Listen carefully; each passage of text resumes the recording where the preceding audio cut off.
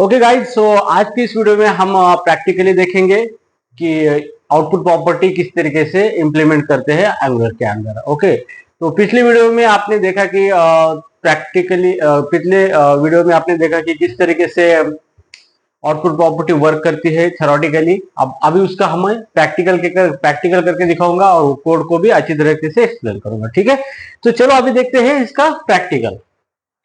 तो यहाँ पे ऑलरेडी मैंने एंगुलर का प्रोजेक्ट बना के रखा है। ओके, तो मैं उस प्रोजेक्ट को ओपन करूंगा VS कोड में यहाँ पे। तो right button click, open with other application and visual studio code.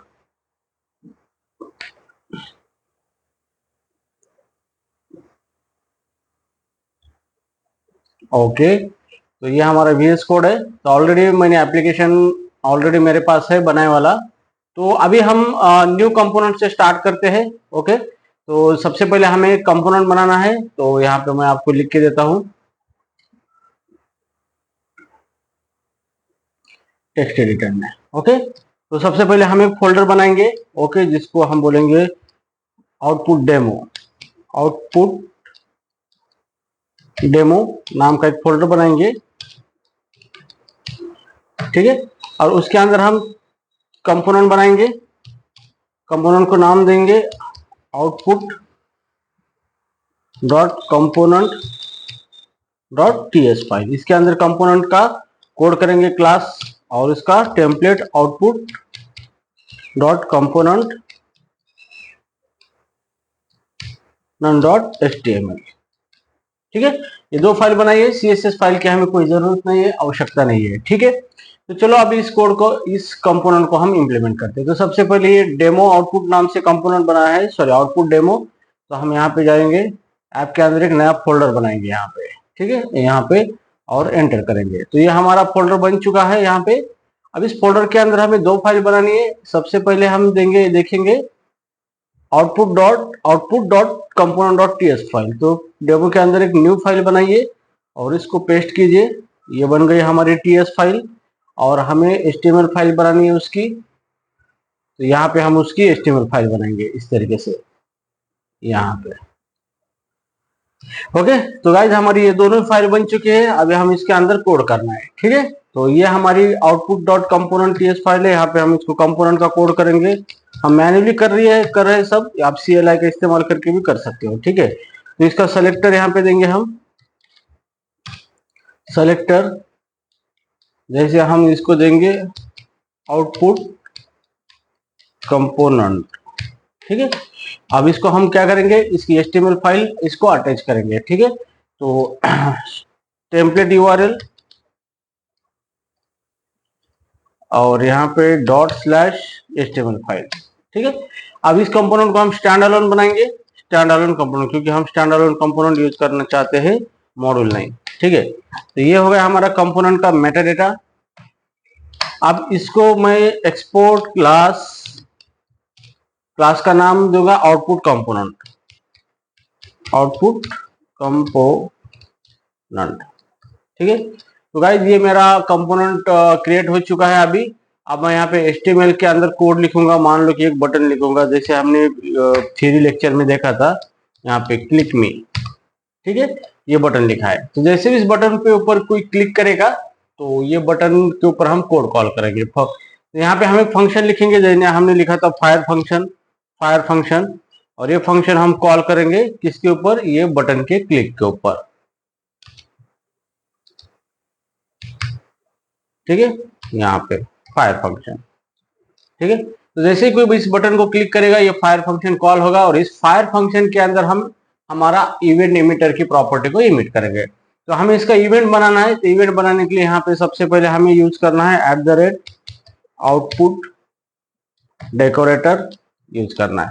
और जैसे हम इस डेकोरेटर यूज करते हैं, तो हमें प्रॉपर्टी, जैसे हमने लॉगिन लिया था, हमें लॉगिन नाम का इवेंट बनाना है, और इसका टाइप है इवेंट इमिटर। और ये जेनरिक है, इसलिए इसको हमें डेटा पास करना है वाइड, मतलब हम कुछ डेटा इवेंट फायर होने के बाद नहीं पास करने वाले। इसका ऑब्जेक्ट बनाइए न्यू इवेंट एमिटर, और यहाँ पे दे देंगे वाइड ओके, सेमीकोलन। ठीक है, तो ये हमारा इवेंट इमिटर का ऑब्जेक्ट बन चुका है और हम जैसे भी ये फायर फंक्शन कॉल होगा इसके अंदर इस इवेंट को फायर करेंगे, लॉगिन डॉट इमिट।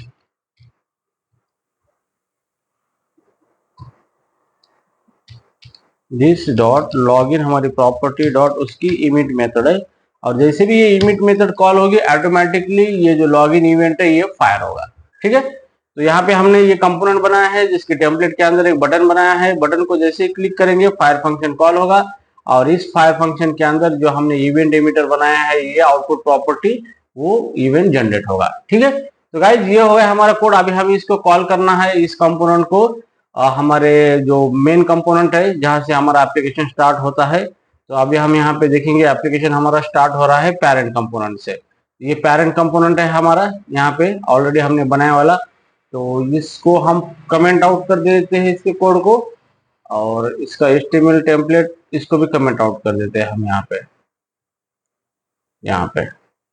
ठीक है, तो अभी ये पेरेंट कंपोनेंट है, तो मतलब इस कंपोनेंट के अंदर हम क्या करने वाले हैं, हमारा जो ये आउटपुट कंपोनेंट को लोड करने वाले। ओके, तो जो हमारा ये पेरेंट कंपोनेंट है इसके अंदर हमें इंपोर्ट करना है जिस कंपोनेंट को हम लोड करने वाला है, आउटपुट कंपोनेंट।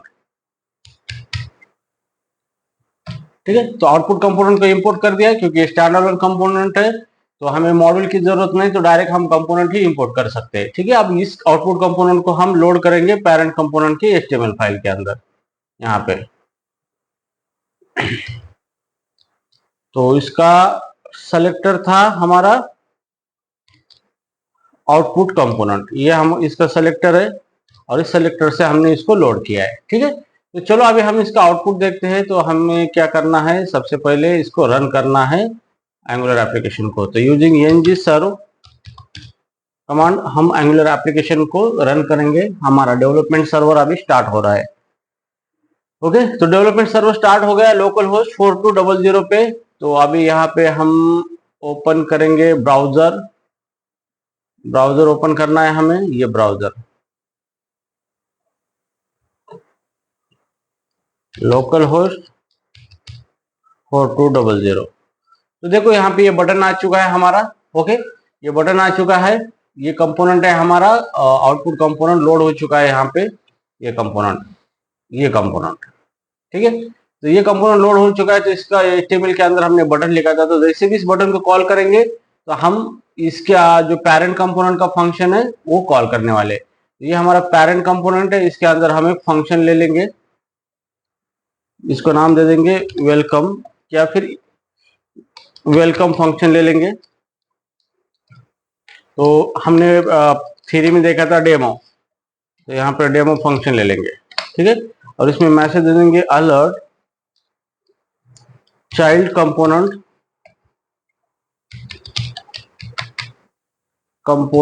Event awkward.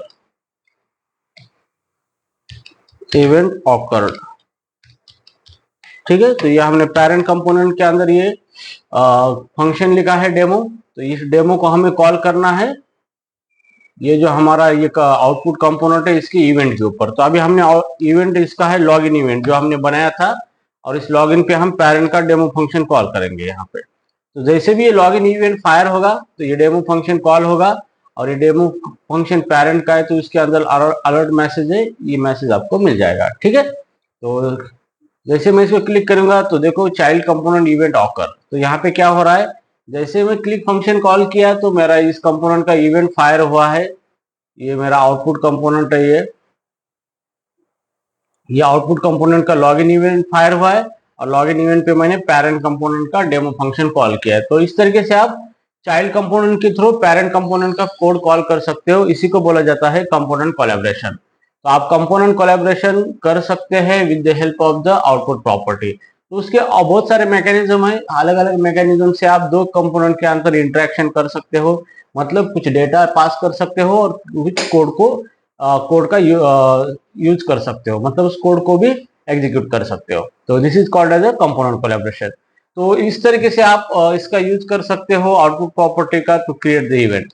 तो अभी यहाँ पे हम देखेंगे इसको अलियास आउटपुट प्रॉपर्टी के अंदर आप अलियास भी यूज कर सकते हो। यहाँ पे ये हमारा आउटपुट कंपोनेंट है, तो अभी यहाँ पे हमने डायरेक्टली प्रॉपर्टी का नेम लॉगिन लिया है। अभी मुझे ये लॉगिन के बजाय मुझे कुछ नाम देना है, तो मैं यहाँ पे नाम दे दूंगा यूजर लॉगिन। यूजर लॉगिन इस नाम से मुझे इवेंट बनाना है। तो आउटपुट प्रॉपर्टी के अंदर डेकोरेटर के अंदर मैंने यूजर लॉगिन नेम दिया है, तो अभी मैं इस नेम से इवेंट बनाऊंगा। ठीक है, तो ये पेरेंट कंपोनेंट है हमारा ये।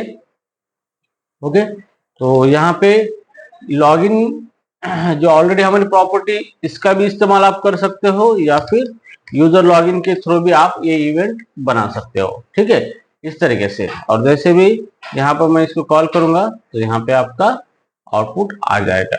ओके, तो गाइस इस तरीके से आप एंगुलर में आउटपुट प्रॉपर्टी का इस्तेमाल कर सकते हो। थोड़ा सा ट्रिकी है लेकिन आसान है। आपको सिर्फ इतना ध्यान देना है कि ये जो कंपोनेंट है आपको ये इवेंट क्रिएट करना है। तो इवेंट कैसे क्रिएट करेंगे, तो यहाँ पे इवेंट क्रिएट करने के लिए आपको यहाँ पे ये कंपोनेंट है, यहाँ पे आपको एक प्रॉपर्टी बनानी है इवेंट इमिटर टाइप की। ओके, और उसको ऑब्जेक्ट बनाना है, फिर उसको आउटपुट डेकोरेटर लगाना है, और फिर आपको उसके अंदर कौन से भी इवेंट के अंदर उसको इमिट करना है या फिर इमिट करना है। ठीक है, जैसे भी ये इमिट होगा तो ऑटोमेटिकली ये इवेंट आप जब भी लगाओगे उस कंपोनेंट को लोड करते वक्त, तो ये इवेंट फायर होगा, और उसके ऊपर जो भी आपने कॉल किया है, एक्सप्रेशन लिखा है, वो एक्सप्रेशन क्या होगा आपका एग्जीक्यूट होगा। Okay, so this is very simple example of output property. Okay guys, I hope you understand the output property. Okay, तो यहाँ पे मैं थोड़ा कोड एक्सप्लेन करूंगा आपको। ठीक है, तो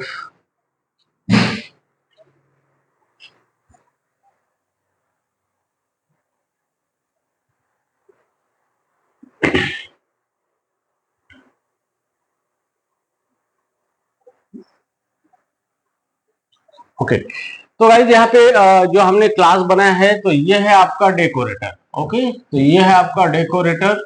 ओके, और इस डेकोरेटर का यूज करके आपको क्या करना है, यहाँ पे एक वेरिएबल डिक्लेयर करना है, और यही आपका इवेंट होता है। ओके, यही आपका इवेंट होता है, लेकिन इसका टाइप क्या होना चाहिए, इवेंट एमिटर। और यहाँ पे जो मैंने वाइड दिया है, मतलब जैसे भी हम कुछ इवेंट को इमिट कर रहे हैं तो यहाँ पे कुछ डेटा पास नहीं करने वाले, तो इसलिए हमने इसको वाइड दिया है। और ये है ऑब्जेक्ट, इवेंट एमिटर का ऑब्जेक्ट है। So this is called as object. Okay, तो ये ऑब्जेक्ट बनाया है, तो आपने ये इवेंट एमिटर का ऑब्जेक्ट बनाना है। ठीक है, और फिर आपको ये इवेंट कॉल करने के लिए मैंने ये फायर फंक्शन के अंदर ये कोड लिखा है, ये जो login event dot emit method. तो जैसे भी ये इवेंट मेथड कॉल होगा तो वो इवेंट क्या होगा, फायर होगा, ये इवेंट फायर होगा। ठीक है, तो यहाँ पे फिर ये फायर फंक्शन को हम कॉल करने करने हमने इस फायर फंक्शन को कॉल किया है इस कंपोनेंट के टेम्पलेट के अंदर।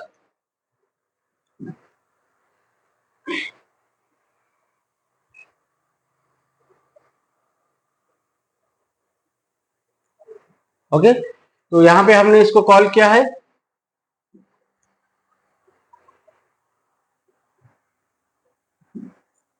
तो ये जो फायर फंक्शन है, ये बटन क्लिक पे कॉल किया है। जैसे भी कोई ये बटन को क्लिक करेगा, ओके, तो ये से इसका आउटपुट आएगा इस तरीके से, और बटन के ऊपर नाम आएगा क्लिक मी।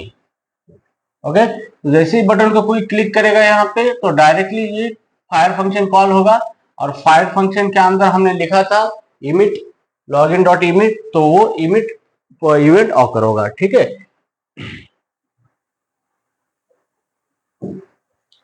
और उस ये इस कंपोनेंट को हमने लोड किया है यहाँ पे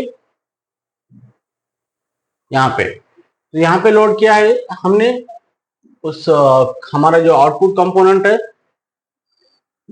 और ये आउटपुट कंपोनेंट ये जो है ये सेलेक्टर है, क्या है, सेलेक्टर है हमारे आउटपुट कंपोनेंट का। ठीक है, और ये जो हमने बनाया था यूजर लॉगिन, यही था हमारा आउटपुट आउटपुट प्रॉपर्टी। ठीक है, तो इस नाम से हमने इवेंट बनाया।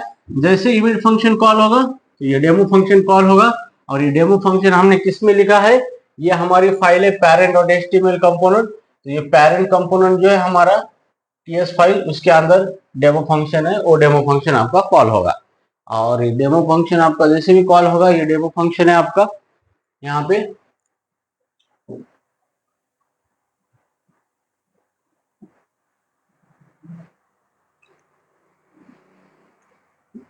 ओके, ये है डेमो फंक्शन। ठीक है। तो जैसे भी डेमो फंक्शन कॉल होगा तो उसके अंदर ये कोड है अलर्ट, ये कोड कॉल होगा और हमें इस तरीके से अलर्ट बॉक्स मिलेगा और उसके अंदर जो मैसेज दिया है चाइल्ड कंपोनेंट इवेंट ऑकर, इस तरीके से चाइल्ड कंपोनेंट इवेंट ऑकर और यहाँ पे मैसेज आएगा ओके। ठीक है, इस तरीके से हमें अलर्ट बॉक्स मिलेगा। ठीक है, सो गाइज आई होप आपको ये चीजें समझ में आई होंगी। Okay, so it's very simple to implement the output property in Angular. Okay, तो एंगुलर थोड़ा सा कंफ्यूज करता है क्योंकि वहां पे मॉड्यूलरिटी मेंटेन होती है, मतलब बहुत सारे टुकड़े टुकड़े में हमारा प्रोग्राम्स बनाते हैं हम एंगुलर का, तो इसकी वजह से थोड़ा कंफ्यूजन होता है। लेकिन proper conceptual knowledge, flow of execution, framework किस तरीके से वर्क होता है और प्रैक्टिसेस, तो ये कंसिस्टेंसी आप करोगे तो डेफिनेटली एंगुलर आपको बहुत आसान हो जाएगा। ओके, तो guys thank you so much for watching this video.